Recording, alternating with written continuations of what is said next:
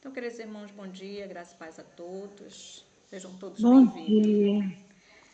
Nesse momento, nós vamos continuar a nossa programação. Estamos na série Conhecer Jesus é Tudo, estudando o livro Desejar de Todas as Nações. Glória a Deus, já passamos da metade do livro. Estamos no capítulo 51. E hoje vamos falar sobre a luz da vida. E conosco está o irmão Nilson Pinto, aqui da Aspar. Bom dia, seja bem-vindo. Bom dia a todos, graça e paz. Vocês estão me escutando bem? Está um pouco Bom baixo. dia, irmão. Está baixinho. Abafado o som. Sim. O som está um pouquinho baixo.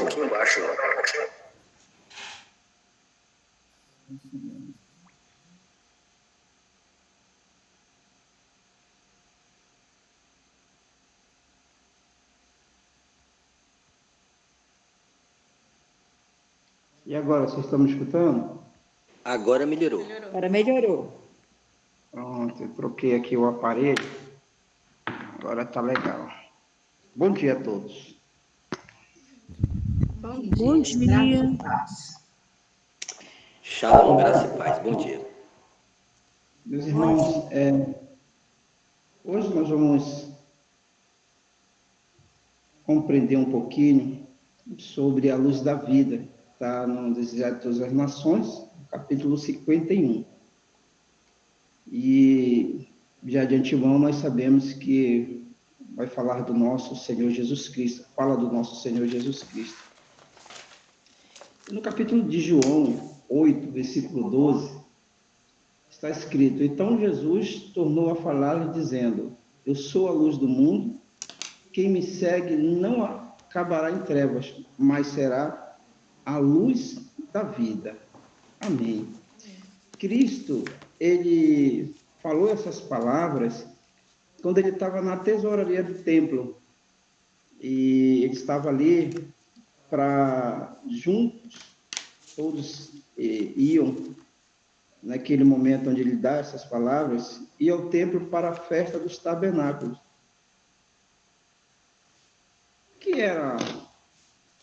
Qual era a simbologia? O que era comemorado?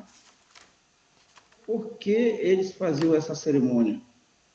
A festa do tabernáculo, ela tinha algo muito importante durante o decorrer da cerimônia. À noite, eles acendiam. No templo, eles tinham dois pilares, o templo, muito altos. E esses pilares, eles, quando chegava o anoitecer, eles ligavam as duas lâmpadas. Podemos dizer assim que eram dois refletores de alta potência. Essas lâmpadas, elas iluminavam Jerusalém. E aquilo era uma simbologia de que quando Deus tira o povo do Egito e caminha no deserto, durante a noite ele vinha com fogo, né? Ele iluminava o caminho, ele dava luz ao caminho para que aquele grande exército, aquela grande população pudesse caminhar, pudesse se aquecer, pudesse enxergar, podemos assim dizer. Então, quando era noite, eles acendiam aquelas duas lâmpadas. Era imenso a altura desses pilares. E eles começavam a tocar músicas, e os sacerdotes, especialmente aqueles anciões de cabelo branco, eles faziam uma dança ali. Eles faziam uma dança agradecendo todo o livramento e todas as vezes que Deus estava conosco. De noite era fogo, era luz, de dia era nuvem, né, para que eles pudessem ali se refrigerar daquele sol escaldante do deserto. E Jesus, ele estava ali na tesouraria e ele diz a si mesmo: Eu sou a luz do mundo. E quem me segue não andará em trevas, mas terá grande luz. É importante que na manhã seguinte, o sol da manhã ele já iluminava Jerusalém. E aí Jesus se encontra no pátio de novo e Jesus diz a si mesmo: eu sou a luz do mundo.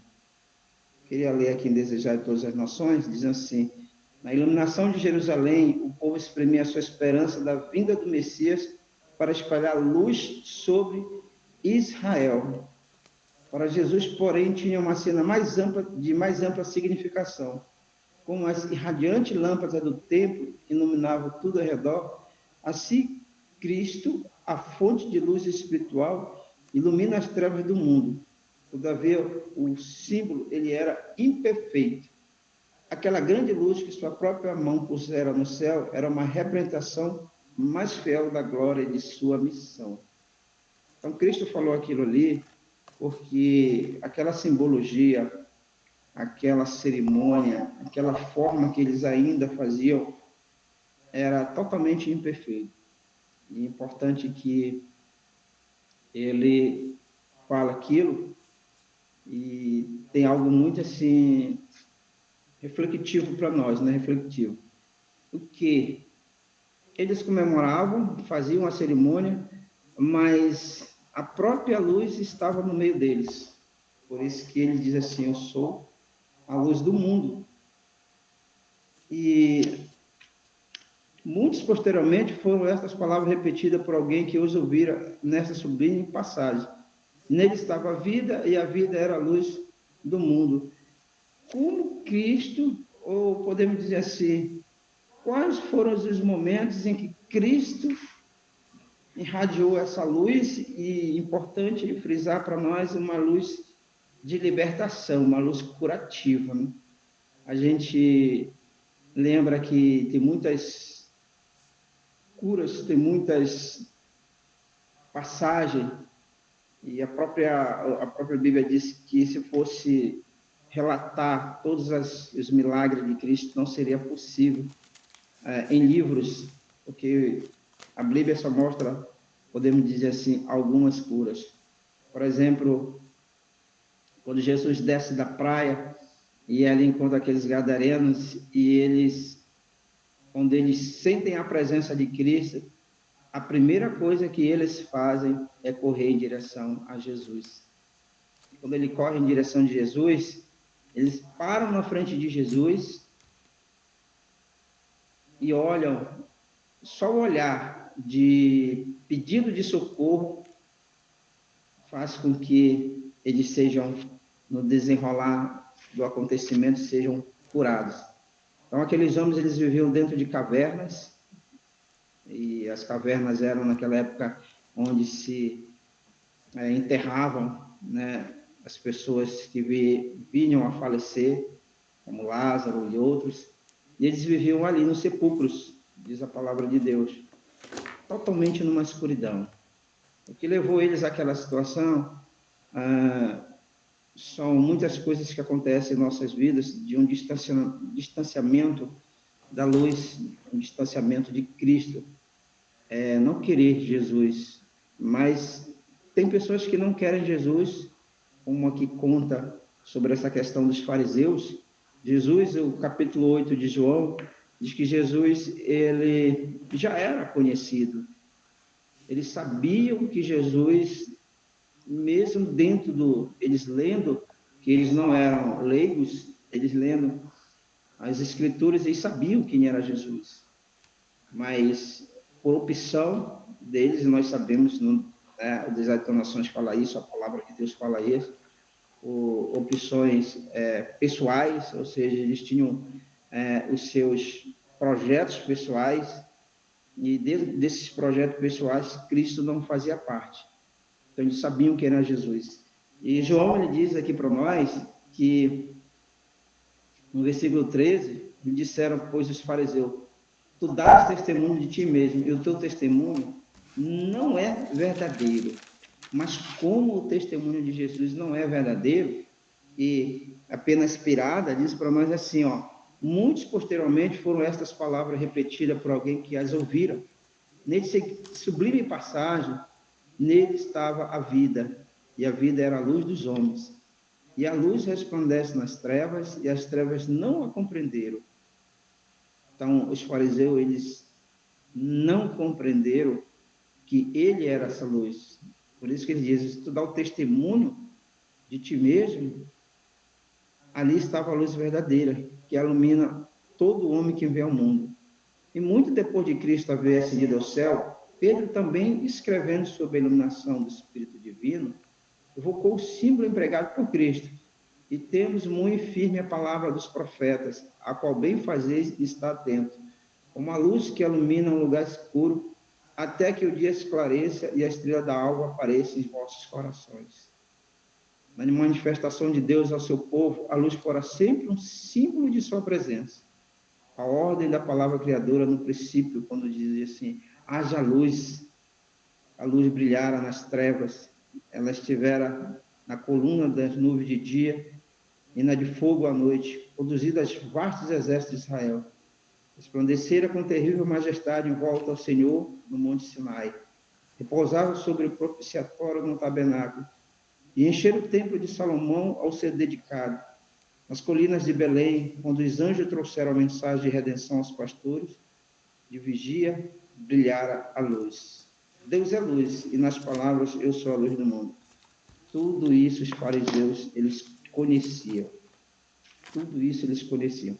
Quando eu toquei há pouco dizendo assim, é uma opção pessoal, porque eles tinham planos pessoais, e nós sabemos, né, dentro da história de Cristo, que esses planos pessoais, quando não tem Cristo envolvido, seja na vida deles, ou seja na nossa vida, são planos egoístas.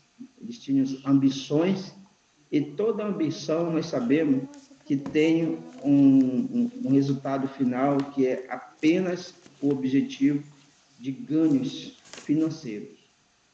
Tudo que nós possamos imaginar com relação a nossos planejamentos pessoais, sem a presença de Cristo, sem a orientação do Espírito Santo, no final, o resultado desse objetivo, ele é somente financeiro.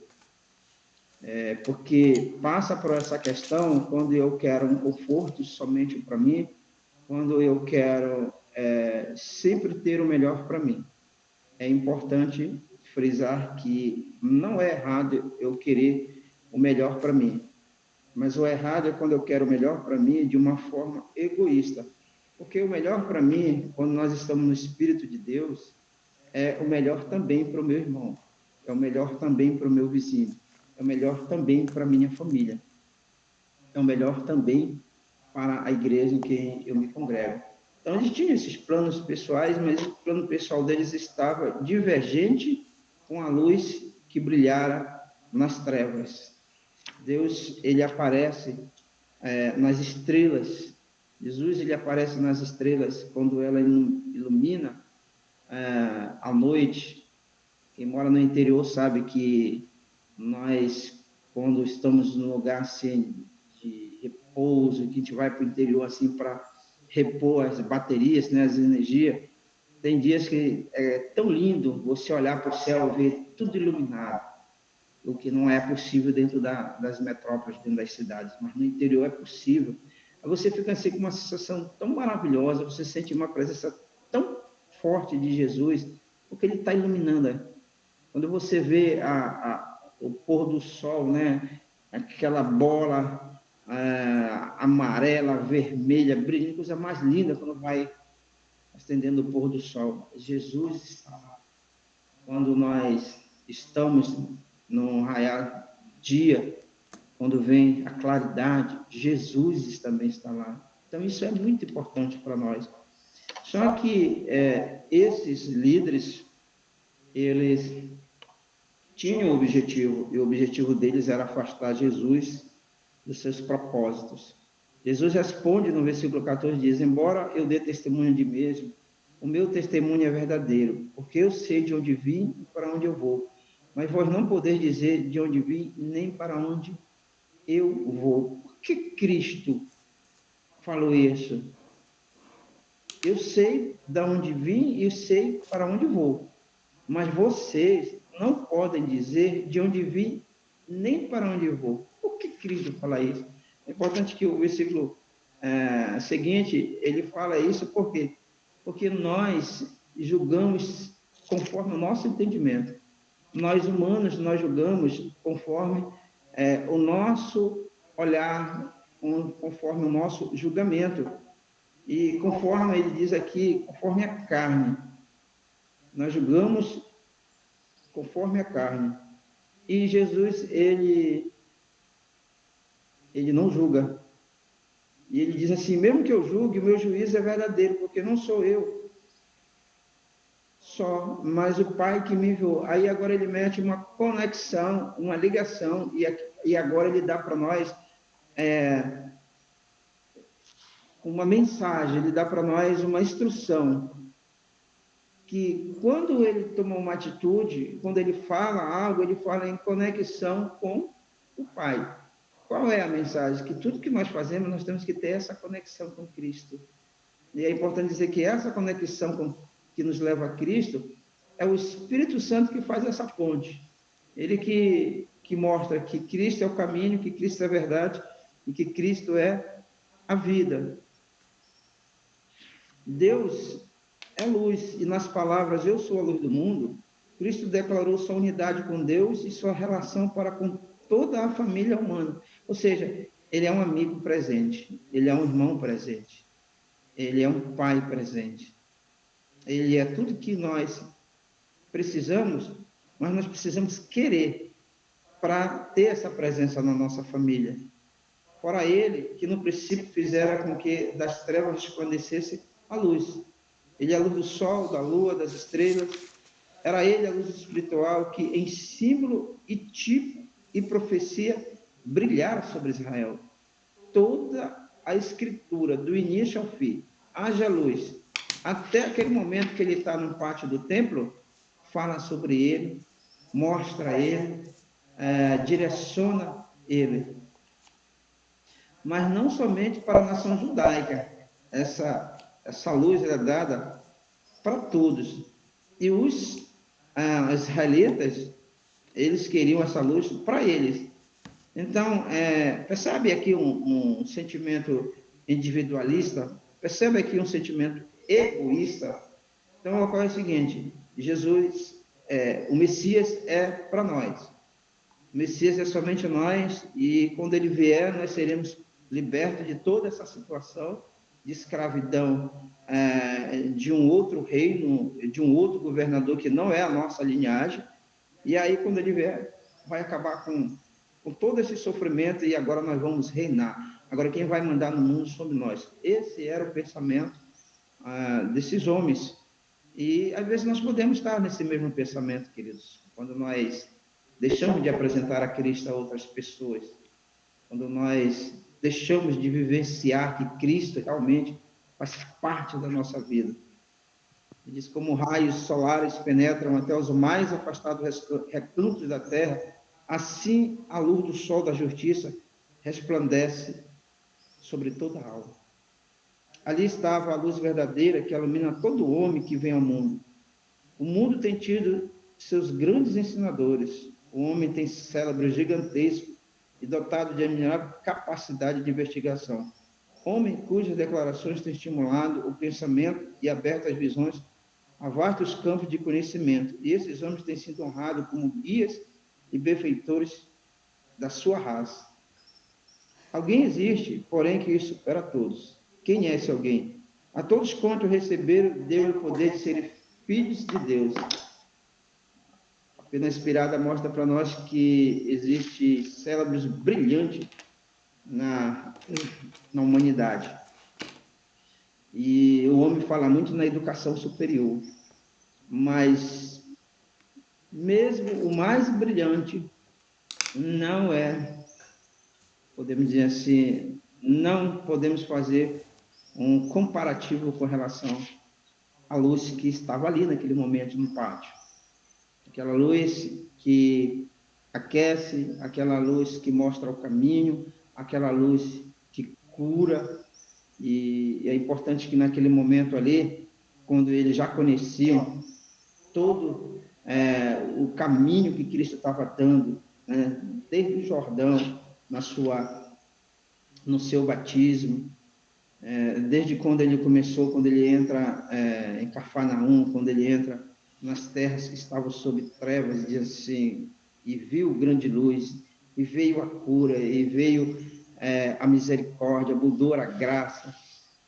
E tem também uma passagem que eu acho assim, fica assim muito vivo na minha mente com relação à luz de Cristo. Quando ele passa em Jericó, e aí tinha um cego ali, e o cego começa a escutar assim, a pisada de muitas pessoas. As pessoas estavam seguindo a Cristo. O barulho assim, da multidão andando, e ele pergunta para alguém, o que está acontecendo? E alguém diz assim, é Jesus que está passando. Queridos, ele larga tudo, e ele sai correndo dizendo, Jesus Cristo, filho de Davi, tem misericórdia de mim. E aí a multidão diz assim, o discípulo diz assim, fala mais baixo, te cala, não incomoda o mestre. E quanto mais eles falavam, mais ele gritava, pedindo que Jesus tivesse misericórdia. E Jesus olha e diz assim, o que tu queres? Ou seja, ele só queria o que ele queria enxergar, ele queria a luz. E Cristo dá a visão a ele. Então eles conheciam isso. E a palavra de Deus, ele continua dizendo aqui para nós que o Filho unigênito que está no seio do Pai, esse o fez conhecer. Podemos seguir os passos dele. Com as palavras, eu sou a luz do mundo, Jesus se declarou Messias. Aquele Messias que eles tanto procuravam, que eles mostravam em forma simbólica, em ordenança, em pompa, aquele Messias que eles diziam para o povo que viria para tirar todo mundo do sofrimento, que viria para dar alívio a eles, que viria para reinar sobre a terra. Jesus diz aqui no versículo 18 de João 8, diz, sou eu que dou testemunho de mim mesmo, o Pai que me enviou dá testemunho de mim. Olha que algo importante para nós, e importante para aprendermos, importante para meditarmos, importante para avaliarmos e importante para que a gente observe e não cometa o mesmo erro. O versículo 19 diz assim, que eles disseram, eles fazem uma pergunta, quando Jesus diz assim, olha, o Pai me enviou para dar testemunho de mim. Aí eles perguntam assim, e onde está teu Pai? Olha que pergunta, onde está teu Pai? O Deserto das Nações mostra que, nesse diálogo, todo o foco já, todo o olhar das pessoas estava para Cristo e para aqueles homens. E eles perguntam, onde está o teu Pai? Jesus responde, vós não me conheceis a mim, nem a meu Pai. Se vós me conheceis, também conhecereis o meu Pai. Então, Jesus quis dizer assim para eles, vocês estão perguntando pelo meu Pai por quê? Vocês não me conhecem, e vocês não conhecem meu Pai. Por que Cristo fala isso? Porque nós sabemos que se eles conhecessem Cristo, eles sabiam quando ele disse assim, eu sou a luz do mundo. E que me segue não andará em trevas, mas terá o quê? Luz. Aí ele faz essa pergunta, onde está teu Pai? Jesus responde, vocês não conhecem meu Pai, vocês não me conhecem. Essas palavras proferiu Jesus na tesouraria enquanto ensinava no templo, e nenhum homem lhe pôs as mãos, porque ainda não era chegado a sua hora. Aqueles homens estavam muito bravos, aqueles homens queriam botar a mão em Jesus, mas, queridos, tudo tem um plano, tudo tem um propósito, tudo tem um sentido. Não era a hora e nem lugar. Está dentro do plano da redenção. Está dentro de tudo aquilo que foi planejado por Deus, dentro daquela reunião de Pai, Filho e Espírito Santo. Tudo na nossa vida tem um propósito. Às vezes nós sofremos desnecessariamente. E eu acredito até, queridos, peço até desculpa, mas eu acredito que grande parte, podemos dizer assim, de 60%, 70%, ou talvez 80%, nós sofremos desnecessariamente. Nós sofremos. Mas por que nós sofremos dessa forma? E é importante dizer que quando nós sofremos de forma errada, nós perdemos tempo, nós somos debilitados fisicamente, nós somos debilitados emocionalmente e nós somos debilitados espiritualmente. Porque os nossos sofrimentos, diz a palavra de Deus, tem que ser no testemunho, na pregação, na vida do Evangelho. Testemunho de Jesus. Nós somos perseguidos por mostrar, por querer, por desejar que outras pessoas também façam parte dessa grande família celestial. E nós sofremos, quando eu digo, por quê? Porque nós tomamos atitudes, nós fazemos planejamentos sem a presença de Cristo, muitas vezes, na nossa vida. E quando vem algo, como aquela tempestade que veio ali, quando os discípulos experientes, pescadores tentam tirar água do barco, naquela tempestade que estava forte, eles tentam sozinhos resolver o problema. Quem está ali descansando, tranquilo, Cristo. Quando eles percebem que eles vão realmente perecer, eles olham e dizem assim para Cristo. E é importante que ainda o discípulo ainda fala de uma maneira assim, cobrando. Senhor, não estás vendo o que está acontecendo com a gente? O Senhor está dormindo aí? Você não está vendo que a gente está afundando? Muitas vezes nós falamos isso. Às vezes nós gritamos dentro do coração, Senhor, não está vendo o que eu estou passando? O Senhor está vendo o meu sofrimento? O Senhor está vendo a minha angústia? O Senhor não está vendo a minha tristeza? Mas espera aí, mas eu falei para ele antes de iniciar o processo da tempestade. Eu chamei ele para o plano. Eu achei muito importante aí quando o irmão Edson falou assim mesmo. Eu acho que o que o irmão Edson falou é o que eu penso e é a forma que eu tento agir. E também eu creio que a igreja deveria agir assim. O irmão Edson disse assim mesmo, que quando ele sai, antes dele sair, ele já ora. E às vezes ele ora na rua, e as pessoas podem achar que ele está maluco. Não, ele está tendo uma intimidade com Cristo. E esses homens não tinham essa intimidade com Cristo.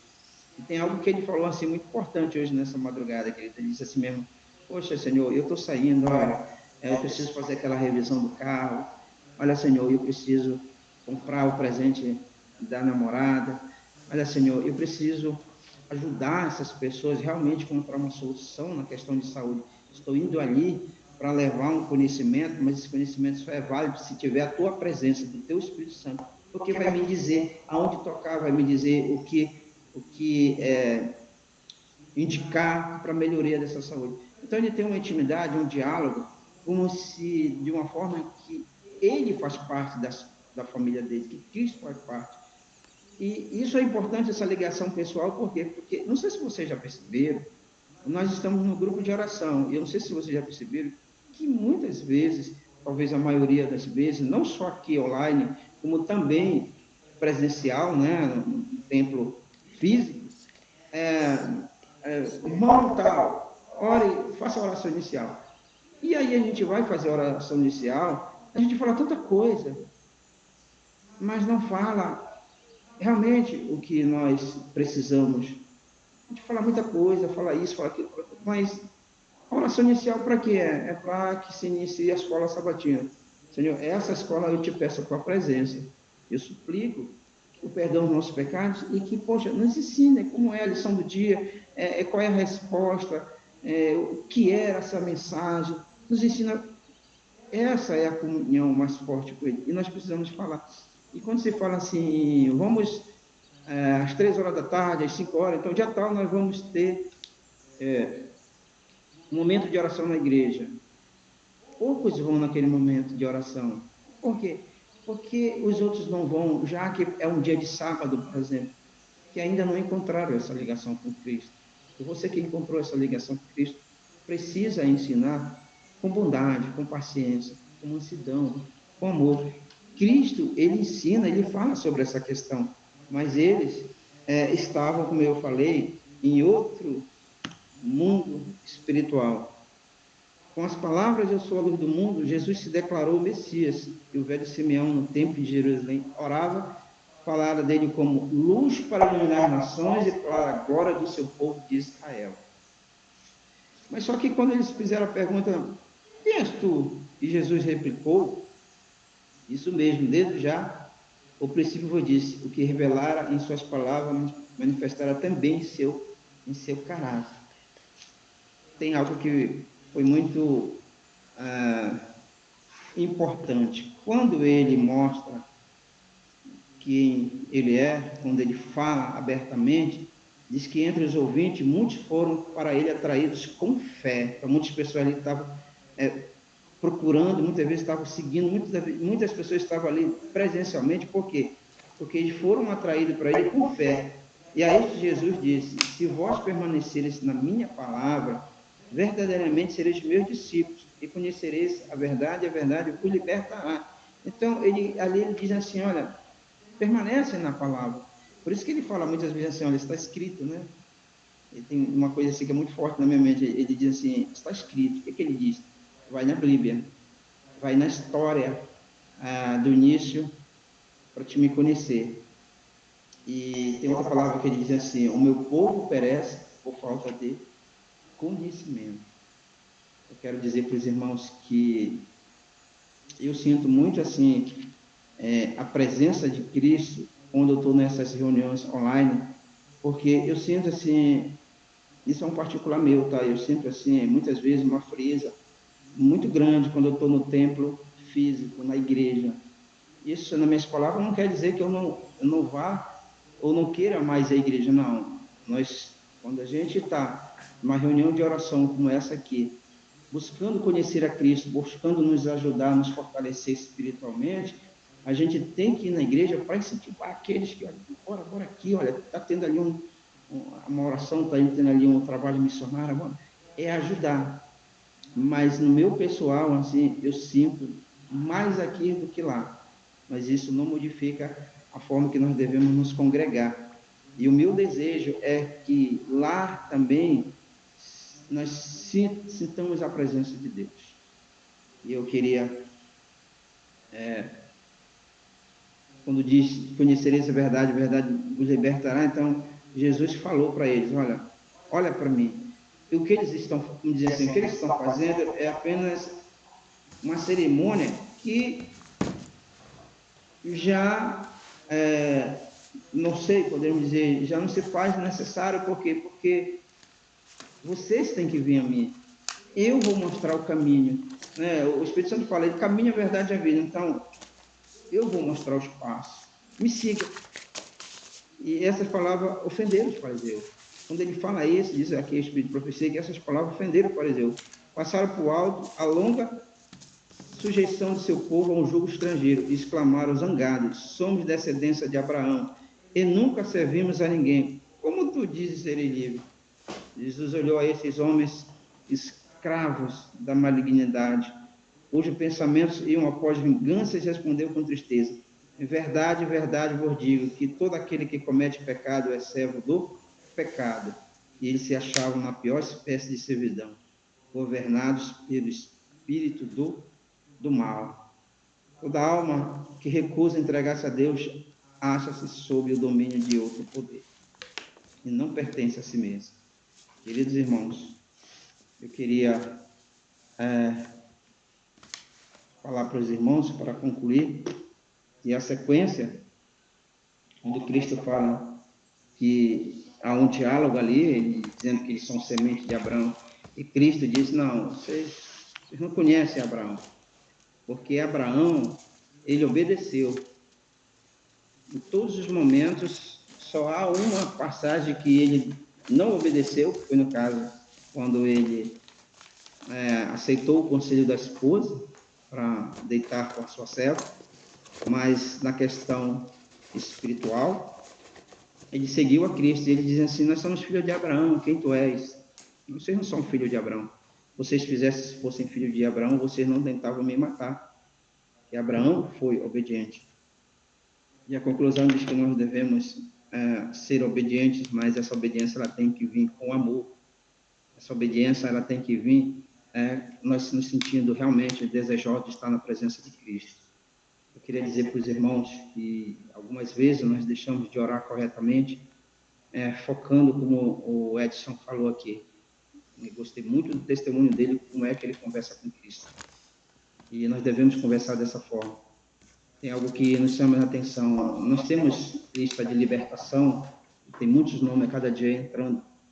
E, por exemplo, dar um exemplo, olha, eu peço que coloque fulano de tal na lista para ele ser libertado das drogas. Eu creio que se a gente colocasse assim, irmãos, fulano de tal, ele tem o vício das drogas, mas meu pedido é para que ele conheça Jesus. Conhecereis a verdade nos libertará. O desejo nesta manhã é para que possamos ser libertos de tudo aquilo que nos acorrenta nas garras malignas, não deixa a gente dar um passo maior, ou não deixa a gente ter uma lucidez maior na presença de Jesus. Que cada um de nós, de nossas famílias, da nossa liderança, de todos aqueles que fazem parte do nosso ciclo e também aqueles que ainda não fazem parte, seja no nosso trabalho, seja na nossa vizinhança, seja onde nós nos movimentamos, que todos eles tenham uma libertação espiritual e que possamos ver a luz de Cristo a cada dia, no raiar da manhã, no deitar, no falar, no dormir em nossas vidas. Amém.